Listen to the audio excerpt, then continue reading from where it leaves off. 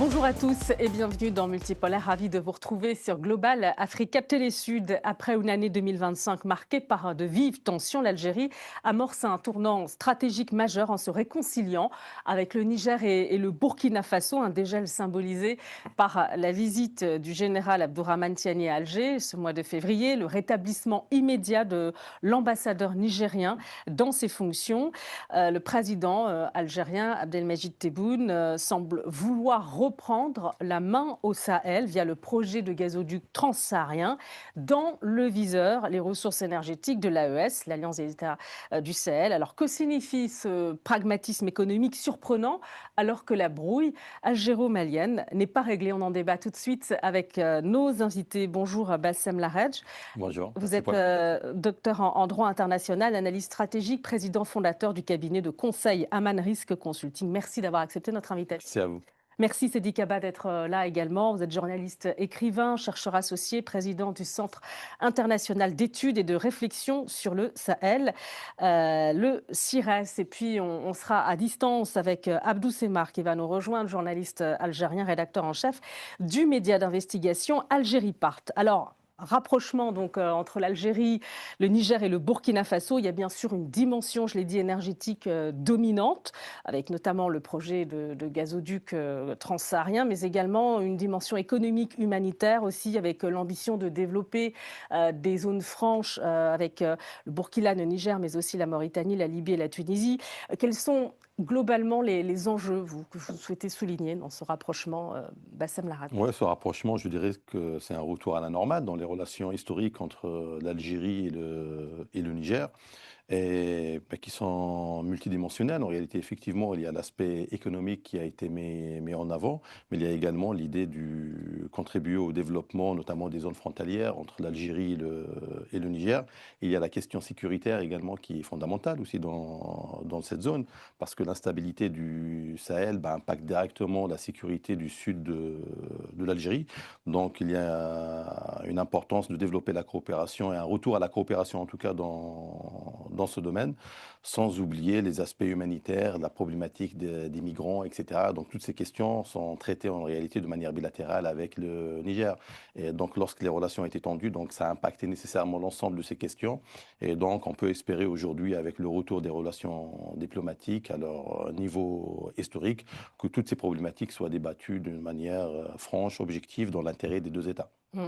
Oui, l'Algérie et le Niger étaient dans une dynamique lorsqu'il y a eu l'incident autour du drone malien qui a été abattu par l'aviation algérienne. Et après cet incident, le Niger avait, par solidarité avec le Mali, et décidé de rappel de son ambassadeur.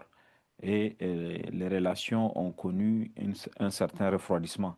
Mais en réalité, il n'y a jamais eu de rupture totale, puisque, comme vous savez, après le rappel de l'ambassadeur, le Niger n'a pas fermé son espace aérien avec l'Algérie, alors que le Mali, après l'incident, a fermé son espace aérien. Donc, il y avait pour le Niger cette double posture, la solidarité avec le Mali, mais le maintien des liens avec l'Algérie au regard des enjeux importants. Parce que le Niger et l'Algérie sont dans une discussion avancée sur l'exploitation de deux permis pétroliers qu'on appelle CAFRA 1 et CAFRA 2. Et la Sonatra, la société algérienne des hydrocarbures, la puissante Sonatra, dois-je dire, a eu ce permis au Niger. Elle a fait de la prospection et les résultats sont prometteurs. C'est dans le nord C'est du dans le Niger. nord du Niger, vers la frontière avec l'Algérie. Et l'avantage de cette recherche pétrolière, c'est que le projet va permettre de connecter le pétrole nigérien directement au pétrole algérien, ce qui permet au Niger d'avoir à construire un autre pipeline. Donc il y a ce projet structurant qui était déjà en discussion. Il y a maintenant la position géographique du Niger, puisque le corridor qu'on veut construire de Lagos à Alger ne peut passer que par le Niger. Et c'est le plus court s'il passe par le Niger. Et à la fois, ça permet à l'Algérie d'avoir un accès sur la façade atlantique du côté de l'Afrique subsaharienne, mais ça permet aussi au Niger de se désenclaver, d'être désenclavé par cette transsaharienne qui était en construction. Et puis, il y a aussi le fameux gazoduc transsaharien qui va traverser le Niger pour arriver en Algérie et apporter de l'énergie à l'Occident. Donc, à côté de ça, il y avait déjà des coopérations, d'autres coopérations, beaucoup d'étudiants nigériens qui vont étudier en Algérie, beaucoup de médecins qui vont se former en Algérie.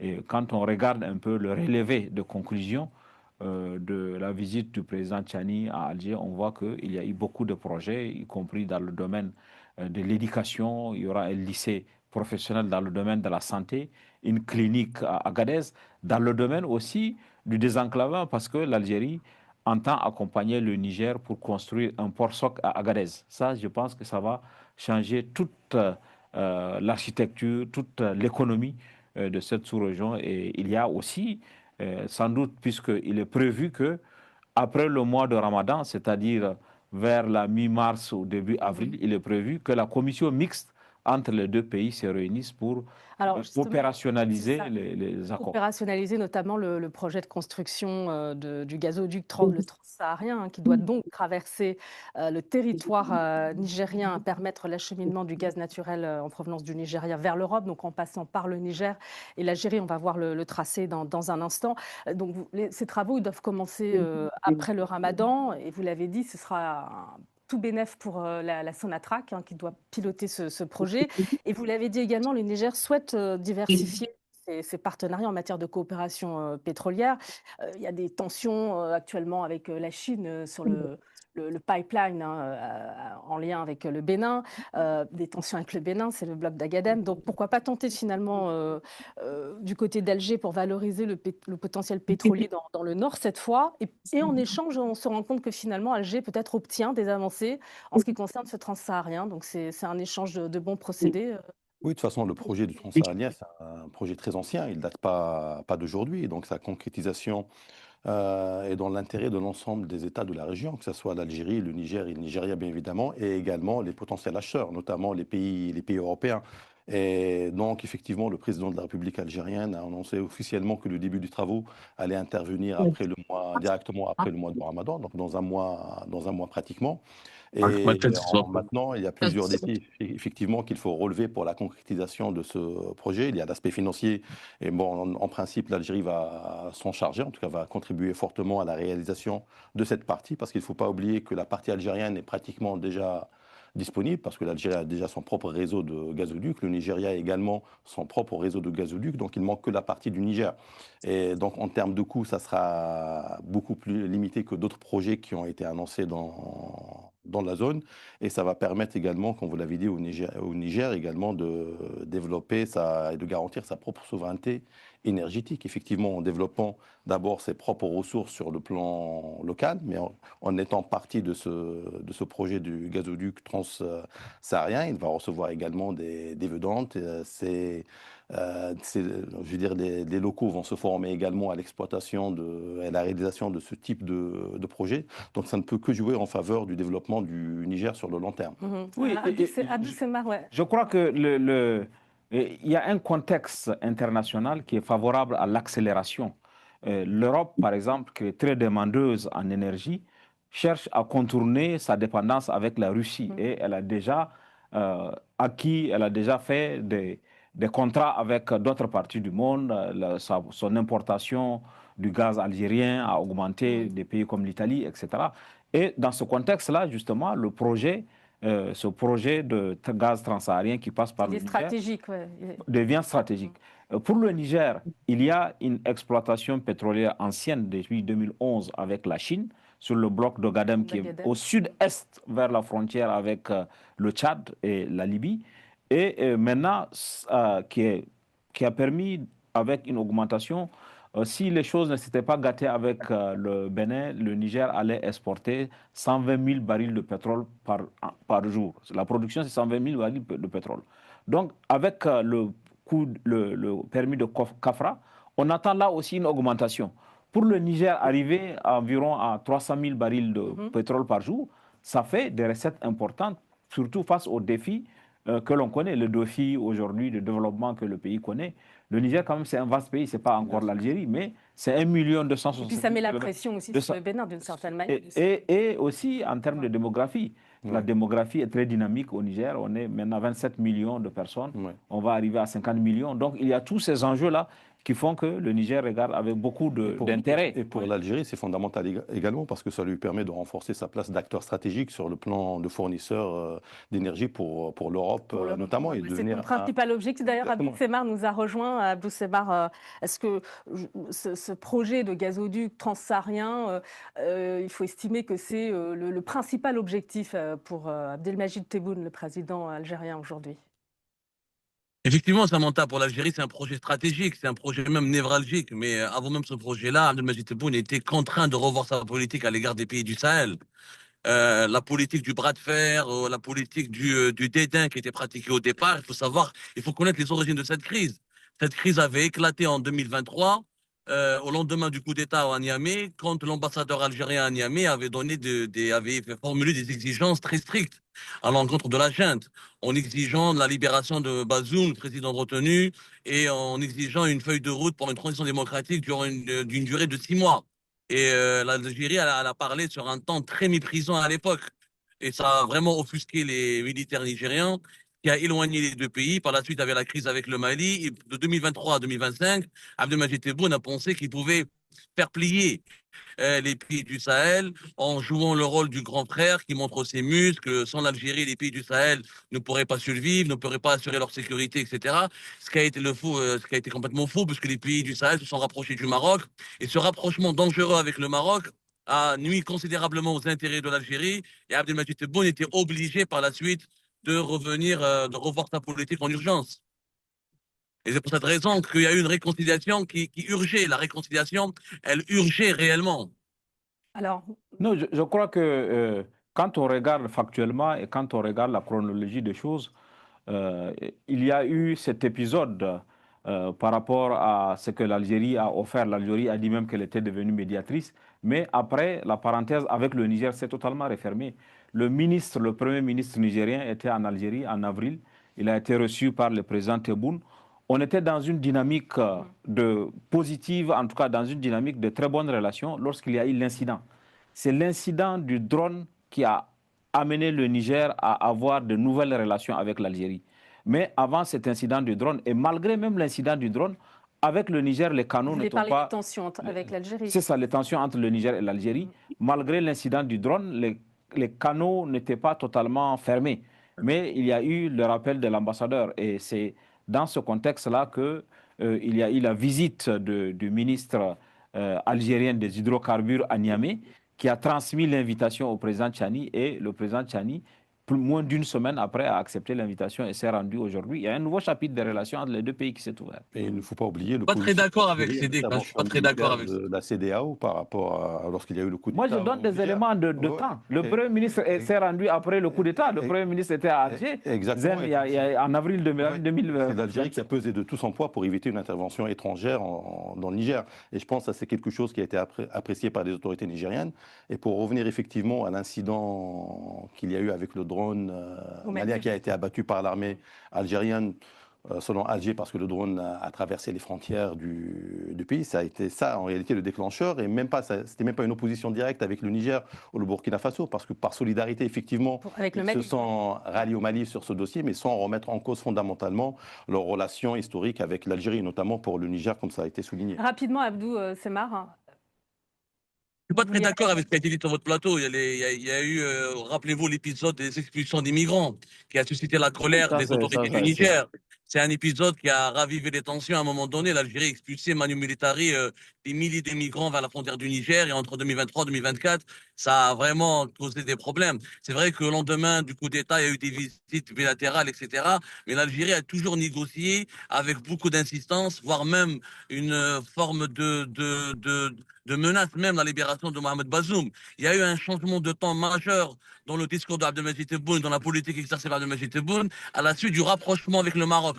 Cette réconciliation, elle ne peut pas être dissociée du rapprochement stratégique qui a été opéré entre les États du Sahel et le Maroc.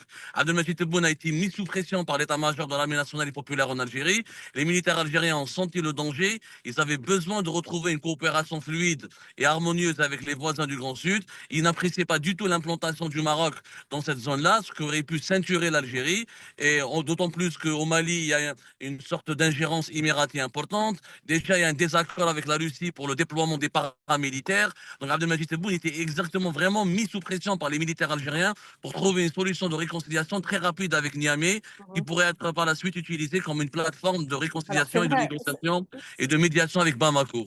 Alors c'est vrai, il y a ce projet Initiative Sahel, hein, un grand projet de désenclavement initié par le royaume chérifien pour les États de l'Alliance du Sahel. Au-delà de la dimension énergétique, c'est le Niger et le Burkina, enfin le Niger et l'Algérie partagent quand même une frontière de 950 km. Il y a eu cette attaque qui a été revendiquée par l'État islamique et vous savez que le général Tiani, il accuse la France, mais il conditionne en tout cas les accords passés avec Alger à des garanties de sécurité. Écoutez, c'est intéressant parce qu'on va revenir sur justement le transsaharien par la suite.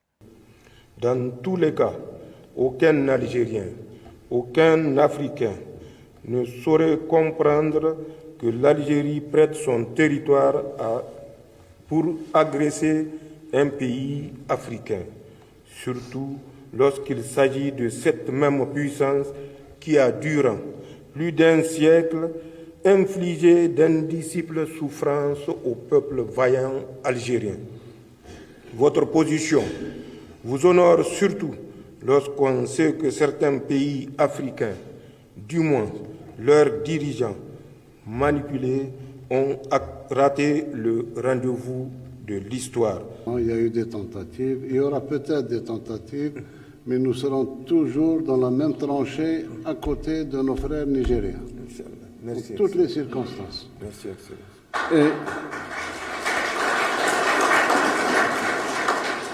comme nous avons convenu ensemble, Monsieur le Président, j'espère que dans les 10 jours qui suivront Ramadan, après Ramadan, la commission mixte pourra se réunir pour consolider tout ce que vous avez dit et tout ce que nous avons accepté ensemble et passer à la réalisation sur le terrain.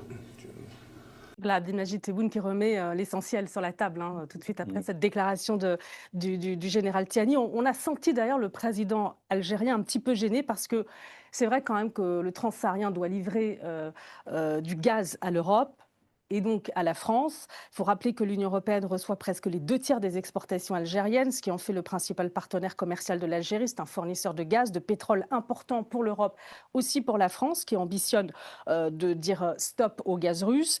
Et puis, il faut aussi souligner le rôle de l'Union européenne tout récemment, puisqu'il y a quelques jours, le commissaire européen à l'énergie, Dan Jorgensen, s'est rendu à Alger. Au même moment, Abdelmadjid Tebboune est donc parvenu à relancer le projet gazoduc du transsaharien. Pensez-vous qu'en acceptant le lancement des travaux de ce projet, de ce gazoduc, Niamey finalement accepte de devenir un garant de la fin de cette dépendance européenne au gaz russe? Moi, je n'ai pas compris la déclaration du président du Niger dans le même sens que vous, dans le sens où, pour moi, il a salué la position de l'Algérie sur le dossier du Niger, qui a empêché les interventions étrangères après l'arrivée du pouvoir du président Tiani, après le coup d'État. Et comme je le disais, on se rappelle tous du poids que l'Algérie a mis sur la table, son poids pour empêcher l'intervention de la France et de la CEDEAO à ce moment-là. Et donc là, c'était un retour, je pense, par rapport à cet événement.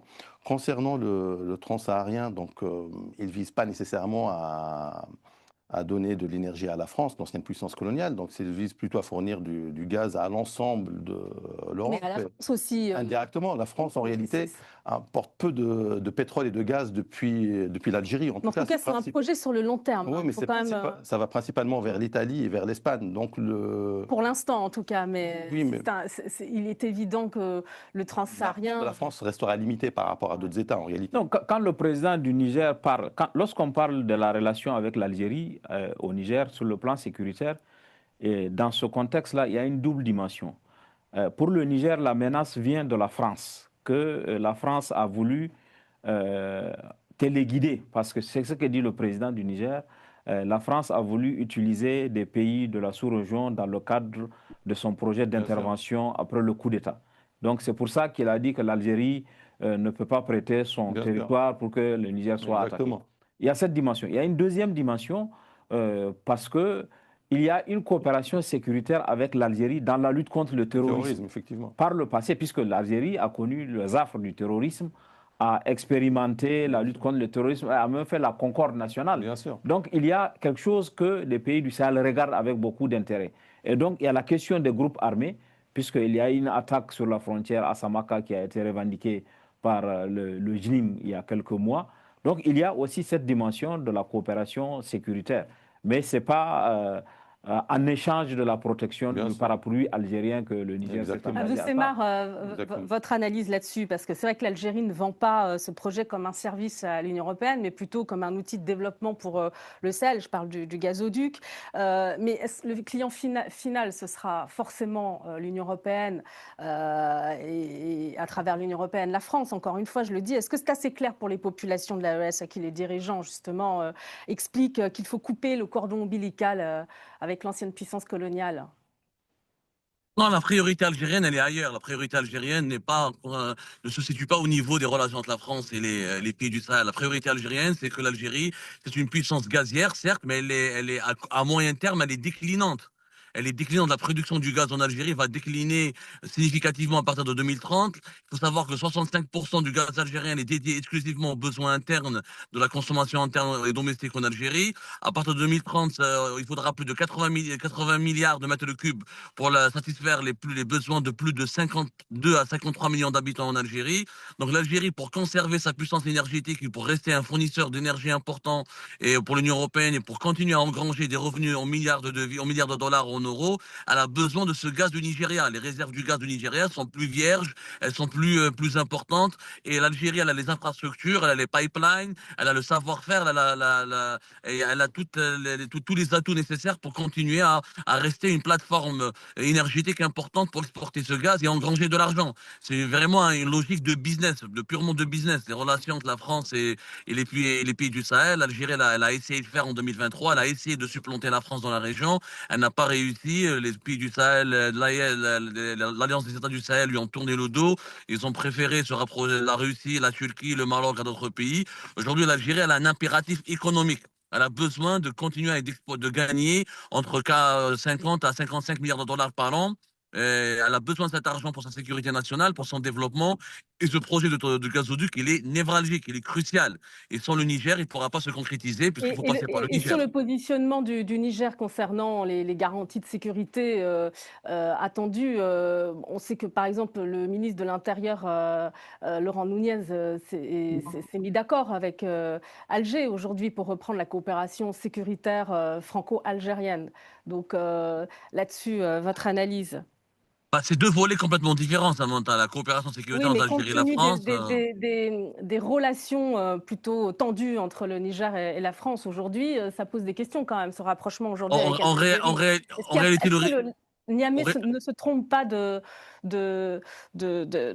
d'analyse concernant son partenariat stratégique avec l'Algérie aujourd'hui? En fait, pas du tout, parce que l'Algérie et le Niger sont dans une optique totalement différente. L'Algérie ne sera pas un médiateur entre Paris et Niamey, comme elle ne peut pas être le médiateur entre Bamako et Paris ou entre Ouagadougou et Paris. La priorité de l'Algérie, comme de Niamey, c'est d'assurer une survie économique stratégique. Sans l'Algérie, le Niger ne pourra pas exploiter son pétrole convenablement. Il a testé de le faire avec les Chinois, ça ne lui a pas ramené des revenus importants. Il n'y a pas eu de transfert de technologie, il n'y a pas eu de formation, et les Chinois, leurs investissements sont mineurs. Et sans le Niger, l'Algérie ne pourra pas réaliser ce projet de gazoduc qui est stratégique pour elle. Donc c'est un rapport vraiment de gagnant à gagnant. Je pense que le président du Niger essaye d'entraîner l'Algérie et de l'instrumentaliser dans cette crise avec Paris, mais l'Algérie en ce moment, elle cherche au contraire à apaiser ses relations avec la France, à apaiser ses relations avec Paris, à normaliser ses relations. Elle n'a aucun intérêt à se joindre dans une croisade anti-française avec le Niger. L'objectif est vraiment local, il est localisé et comment assurer des rentrées d'argent importantes d'ici 2030 quand la population algérienne va dépasser les 52, les 53 millions d'habitants et avec une production de pétrole et de gaz qui seront largement insuffisantes pour garantir à l'Algérie son statut de grand exportateur. Vous voulez réagir là-dessus? Non, il n'y a pas il n'y a pas un projet du Niger d'instrumentaliser l'Algérie contre la France parce que le chapitre n'est pas le même. Le Niger regarde sa relation avec la France qui est exécrable et la France n'a pas fait d'effort pour que les relations s'améliorent. Il y a le contentieux sur Orano qui est un contentieux qui n'a rien à voir avec l'Algérie puisqu'il s'agit d'uranium. Et il y a maintenant la relation avec l'Algérie qui n'a jamais été mauvaise, sauf dans la parenthèse qui a suivi l'incident du drone malien. Donc, pour le Niger, la relation avec l'Algérie et la relation avec la France ne sont pas les mêmes relations, elles n'obéissent pas au même agenda. Ce qui importe pour le Niger, et la deuxième chose, l'opportunité du pétrole, de l'exploitation du pétrole nigérien par la Sonatra n'est pas dans une démarche alternative à la coopération avec la Chine pétrolière. La localisation géographique des puits pétroliers est complètement différente. Le puits pétrolier avec la Chine, c'est le sud-est du Niger, l'extrême sud-est, qui est vers la frontière avec le Tchad. Il y a eu des problèmes avec... bien sûr qu'il y a eu des tensions. Les compagnies chinoises, mais ça peut mettre la pression aussi sur, d'une part, Cotonou, ces compagnies chinoises. Oui, aussi, les compagnies, bien sûr. Si ça fonctionne bien dans le nord, ça doit fonctionner aussi. Exactement. Le Niger peut tirer un argument de l'exploitation pétrolière par l'Algérie pour dire aux Chinois, voilà, ici c'est plus avantageux, il faut regarder, vous aussi vous devez. Ça, on peut le faire. Mais le Niger n'est pas dans un agenda de remplacer la Chine par l'Algérie, parce que c'est des opportunités différentes. Il y a déjà le pipeline de 2000 km qui a été construit depuis Ogadam jusqu'au port de Cotonou. Aujourd'hui, le problème du Niger, c'est le problème de cette exploitation qui concerne à la fois le Niger et la Chine, c'est les mauvaises relations qu'il y a entre le Niger et le Bénin qui a fermé la frontière. Maintenant, de l'autre côté, l'avantage pour le Niger, c'est que quand on va exploiter le pétrole de Kafra, on va le raccorder au pétrole algérien, des infrastructures sont déjà existantes. Ça n'aura pas le même coût que ce qu'on fait avec la Chine. Et dans ce package de coopération, l'Algérie a aussi offert de former les Nigériens au métier du pétrole. C'est que la Chine n'a pas fait par le passé. Ce transfert de technologie-là et cet accompagnement est stratégique. Le Burkina Faso aussi, il y a une proposition de support en matière d'approvisionnement, de stockage, de formation aussi, technique aussi. Effectivement, pour revenir juste à la question que vous avez posée avant par rapport aux relations avec la France, effectivement, c'est deux problématiques qui sont totalement différentes. Et je dirais la visite du ministre de l'Intérieur Nunez français en Algérie répondait à un agenda proprement français en réalité, dans la mesure où effectivement le retour de la coopération sécuritaire qui a été annoncé avec l'Algérie vise à garantir la protection de la France. Et donc l'Algérie, par sa présence régionale, un pays africain, nord-africain, frontalier direct avec le Sahel, et le fait que la France n'a plus de présence comme auparavant au Niger, au Mali, au Burkina Faso, donc ça impacte nécessairement ses services de renseignement par rapport à la menace djihadiste. Il ne faut pas oublier que les pays du Maghreb, non, mais je dirais, sont le premier c'était une rempart. précision que j'ai faite parce qu'on a entendu le général Tiani justement se référer à l'ingérence française concernant les tentatives de déstabilisation, les accusations d'attaque contre l'aéroport qui est imputé à l'État islamique, on le rappelle. Juste, je voudrais terminer sur le volet de l'Union européenne, puisqu'on parle du transsaharien justement. Au niveau européen, on affiche apparemment un changement de paradigme vis-à-vis de l'Alliance États du Sahel, dans le but de relancer aussi la coopération. Il y a comme une forme de reconnaissance. On va regarder ce communiqué tout récent de Joao Cravigno, le représentant spécial de l'institution pour le Sahel. Il a affirmé lors d'une visite à Ouagadougou, je le cite, l'Union européenne dit avoir adopté une approche renouvelée pour sa coopération avec les États de l'AES, validée en novembre 2025 à Bruxelles. Cette stratégie reposerait sur un dialogue qualitatif, une écoute renforcée, un alignement plus marqué sur les priorités définies par les pays sahéliens eux-mêmes. Alors, que pensez-vous de cette nouvelle ligne de conduite? Est-ce que aussi le calendrier, enfin hasard de calendrier, ça coïncide aussi avec le rapprochement entre Alger et Niamey et Ouagadougou et est-ce qu'il faut faire le lien justement entre le rapprochement avec l'Algérie et au service des intérêts économiques et énergétiques communs? Avant Ouagadougou, il s'est rendu à Niamey où il a été reçu par le Premier ministre nigérien et il avait dit qu'il y a un nouveau paradigme de la relation avec le Sahel et que l'Union européenne ne posait plus de conditions. Il n'y a plus de conditionnalité, que l'Union européenne allait discuter avec les États du Sahel. C'est une évolution qui est aussi dictée par le fait que l'Union européenne s'est aperçue que son absence profiterait à d'autres acteurs. Puisque les États-Unis, depuis très longtemps, ont dit qu'ils sont dans une dynamique de retour au Sahel. L'envoyé spécial des États-Unis pour les affaires africaines s'est rendu à Bamako, il va se rendre à Niamey, il va se rendre à Ouaga. Donc il y a un réengagement des États-Unis au Sahel et l'Union européenne ne pouvait pas rester en reste. Donc elle a décidé de modifier sa doctrine pour engager un dialogue, pour engager son retour au Sahel, non plus en posant des conditions en disant il faut qu'il y ait des élections. Nous, on ne vient pas s'il n'y a pas des élections, nous, on ne vient pas s'il n'y a pas telle condition. L'Union européenne a décidé d'avoir une approche plus pragmatique dans sa relation avec les États du Sahel. Mais il y a un changement parce que ça répond un peu à la posture souverainiste des États du Sahel qui disent qu'on a besoin d'être respecté. Personne ne peut venir dire qu'il faut qu'il envise telle condition pour qu'il vienne chez nous. Il y a un changement de paradigme, mais c'est vrai que c'est une trajectoire qui coïncide avec ce qui se passe aujourd'hui au niveau algérien. Oh, non, mais je rejoins les propos qui viennent. Finalement, ça sert un peu tout le monde. Oui, c'est les Européens cette détente. Effectivement, et les Européens se sont rendus compte que leur politique vis-à-vis du Sahel, qui visait à isoler les pays du Sahel de l'AES, finalement n'a pas donné les résultats escomptés. Donc, comme les États-Unis effectivement sont présents dans la zone, les Russes également. Donc, la politique de la chaise vide, je dirais, des Européens a profité à d'autres acteurs. Et donc, les Européens essayent de rectifier cette erreur en essayant de s'impliquer dans la zone parce qu'ils ont besoin d'avoir une coopération directe avec les pays de la zone par rapport à une multitude de questions, que ce soit la question énergétique. Alors, vous parlez des Russes, vous parlez des partenaires. C'est vrai que ça donne aussi le sentiment finalement que l'Algérie propose, tout comme le Maroc, des réponses au désenclavement des États du Sahel, ce que ne peuvent pas pour l'instant faire la Chine, la Russie et d'autres partenaires internationaux au Sahel. Ils restent impuissants sur cette question de l'intégration à CEMA. Oui, l'Algérie, elle a totalement les atouts nécessaires d'être la puissance régionale numéro un. Depuis l'époque de Abdelaziz Bouteflika, l'Algérie était quelque part le pivot de la région. C'était le gendarme de la région, je vous le rappelle. À l'époque du régime de Bouteflika, il n'y avait pas des problèmes majeurs. Il y avait une coopération fluide, la menace Boko Haram était contenue, il y avait une formation de chef d'un état-major des forces militaires de la région, avec la Mauritanie qui a été associée à cette initiative. L'Algérie était le gendarme de la région. Malheureusement, depuis l'arrivée du régime Tebboune, on a connu une déstabilisation au niveau des relations diplomatiques à cause d'une nouvelle doctrine qui a été introduite par le régime Tebboune, qui a voulu faire preuve d'un interventionnisme comme celui de Houari Moumoudine dans les années 70. Ça a brutalisé au départ les nouvelles élites qui sont arrivées au pouvoir au niveau des États du Sahel. Il y a eu une brouille qui a duré 3 ans. Et là, je vous le dis, Abdelmajid Tebboune s'est remis en cause. C'est notamment sous la pression de l'état-major de l'armée algérienne qui lui ont rappelé la nécessité et l'impératif de pacifier les relations avec les États du Sahel et de replacer l'Algérie comme étant le pivot de la région. L'Algérie, le plus grand pays de la région, il a l'armée la plus importante de la région, il a l'économie la plus importante de la région. Il est censé être, encore une fois, le carrefour de la région économique et sécuritaire.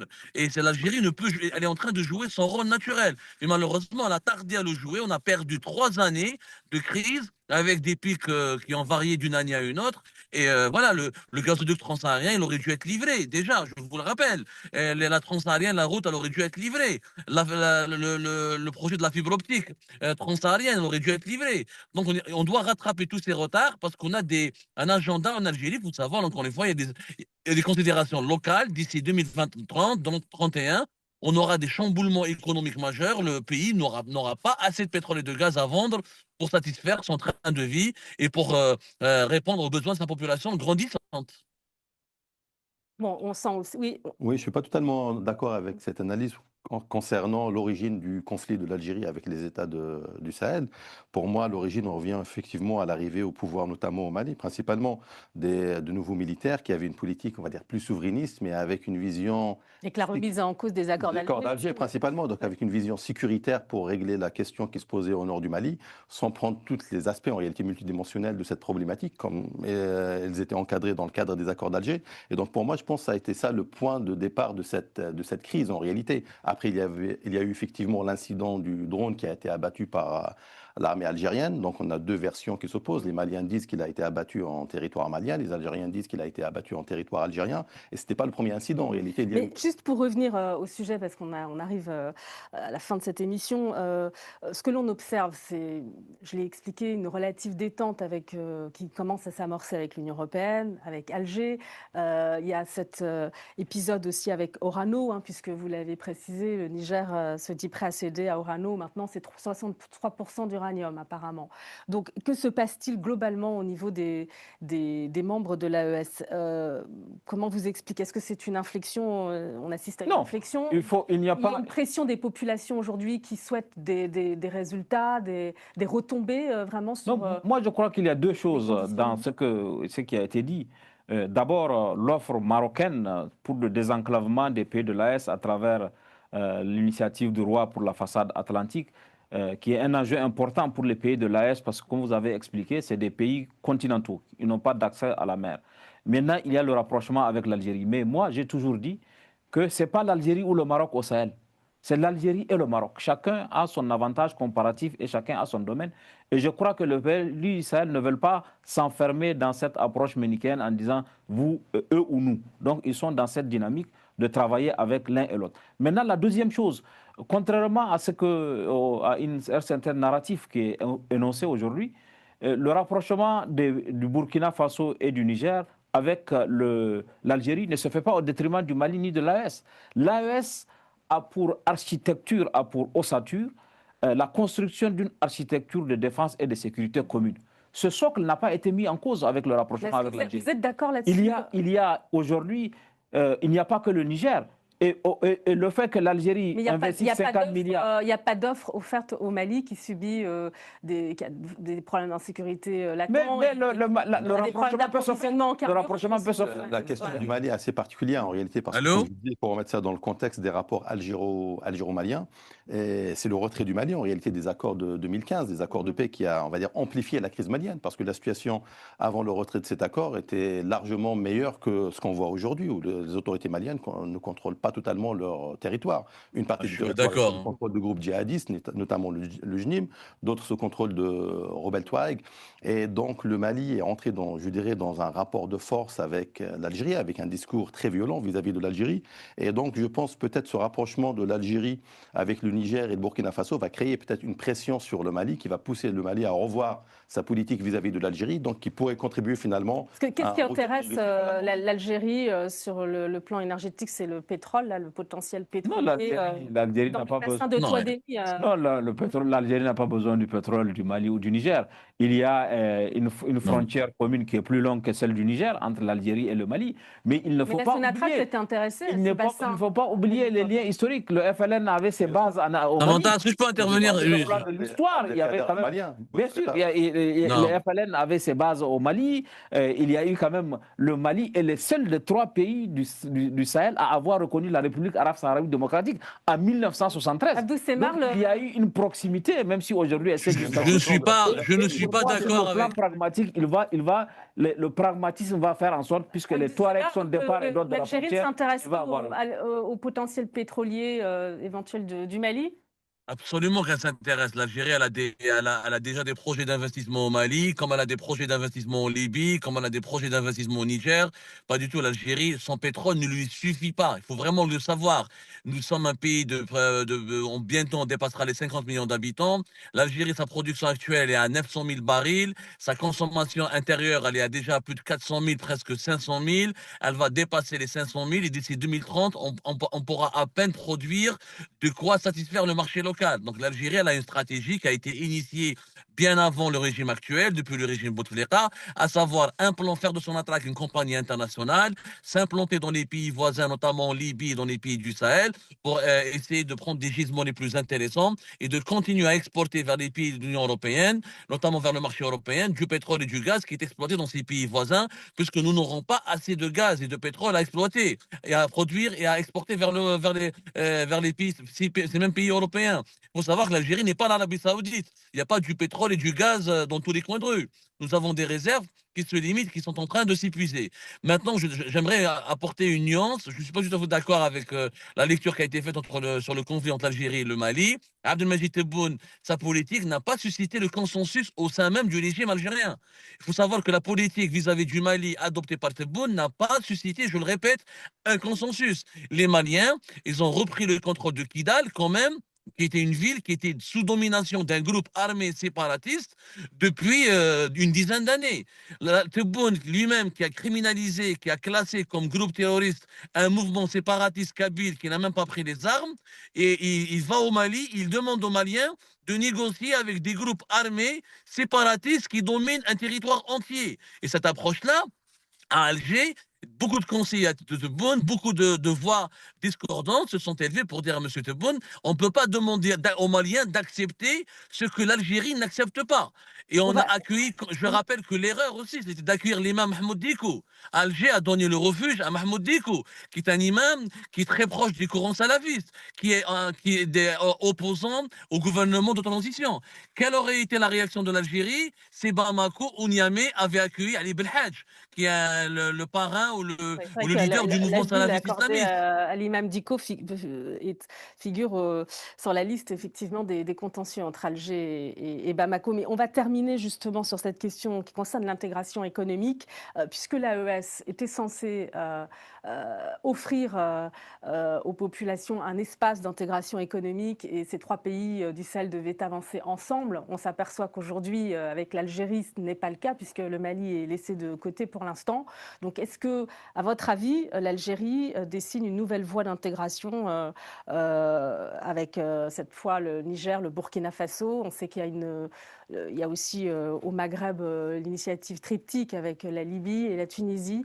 Oui, non, l'Algérie se repositionne au Sahel, ce qui est tout à fait normal, c'est sa profondeur stratégique. Je dirais c'est un retour à la normale, quoique d'avoir... Ça pose les limites justement de l'AES en termes d'intégration économique. L'AES est née il y a 3 ans. Effectivement, beaucoup sur l'Algérie, sur l'avenir de l'AES en tant mais chaque État que vecteur de croissance. a ses propres intérêts. Le Niger et le Burkina Faso ont manifesté leur solidarité avec le Mali en retirant leur ambassadeur, alors que cette histoire du drone est très particulière, je dirais, parce que comme je le disais, c'était un drone armé. Donc pour l'Algérie, c'était une atteinte à son intégrité territoriale, donc tout à fait normal de l'abattre. Mais malgré ça, le Niger et le Burkina Faso ont manifesté une certaine solidarité avec le Mali, mais on ne peut pas leur reprocher d'essayer de revenir à des rapports normaux avec l'Algérie. Il y a eu le sommet de l'AES, le second sommet de l'AES en décembre à Bamako, et le sommet a mis en place une banque d'investissement et de développement de l'AES de 500 milliards. Ouais. Donc l'AES est en train d'avancer sur son projet. Cette organisation, on lui tient rigueur, mais elle n'a que 3 ans. Comparé à la CEDEAO qui a 50 ans. Donc elle avance à son rythme, mais il y a des choses concrètes aujourd'hui que l'AES est en train de faire, et à mon avis, ce n'est pas incompatible avec les efforts qui sont en train d'être faits avec l'Algérie. Et le Mali Non, moi je crois que le rapprochement entre le Burkina Faso, le Niger d'une part et l'Algérie d'autre part va servir le rapprochement avec le Mali. On verra bien, parce qu'il y a beaucoup de contentieux avec l'Algérie. On les a évoqués, ces contentieux. Merci en tout cas à Sedi Kaba, merci à Bassem Laredj, merci à vous aussi Abdou Semar d'avoir pris le temps de nous rejoindre, et merci à Romain Clicquot-Domingue pour la réalisation, la préparation de cette émission. Merci à vous pour votre fidélité. On se retrouve la semaine prochaine, et Multipolaire, vous pouvez retrouver cette émission sur nos réseaux sociaux. À la semaine prochaine.